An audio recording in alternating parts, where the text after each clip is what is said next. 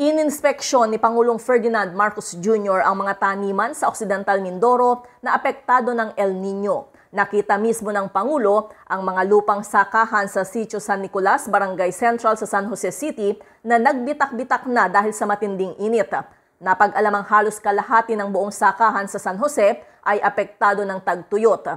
Kinausap rin ni Pangulong Marcos ang mga magsasaka at mangingisda at nakinig sa hinaing ng mga ito. Pinangunahan ng Presidente ang pamimigay ng iba't ibang tulong ng gobyerno sa mga benepisyaryo sa lalawigan. Kasama ang mga opisyal ng Department of Agriculture, Department of Social Welfare and Development at Department of Labor and Employment na mahagi sila ng fuel subsidy, assistance to individual in crisis situation o AICS at tulong panghanap buhay.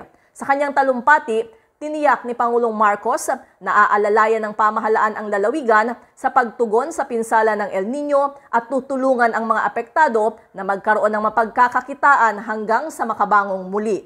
Mayroon daw pinag-uusapan namin doon sa mga iba't ibang lugar na kahit anong gawin natin ay wala talagang tubig, walang tumutubo, ay bibigyan natin, meron tayong programa sa crop insurance. So baka makabawi tayo ng kaunti doon at ibibigay natin sa ating mga farmer para naman meron silang hawak na pera para naman sa mga pangangailangan nila dahil wala talaga silang tanim, wala silang ani, napakahirap naman pagka talagang masyado silang gugutumin.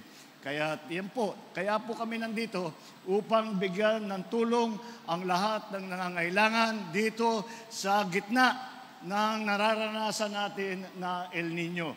Asahan po ninyo na ang pamahalaan po ay ang national government, kasama ang ating mga legislator, kasama po ating mga cabinet secretary, kasama po ang ating local government. Pinagkakaisa natin lahat yan upang gawin lahat ng kailangan gawin, lahat ng kaya namin gawin upang tumulong sa mga tinamaan nitong El Nino at sa iba't ibang pang problema. Para sa MBC TV Network News, ito si Let Narciso, Sama-sama Tayo Pilipino.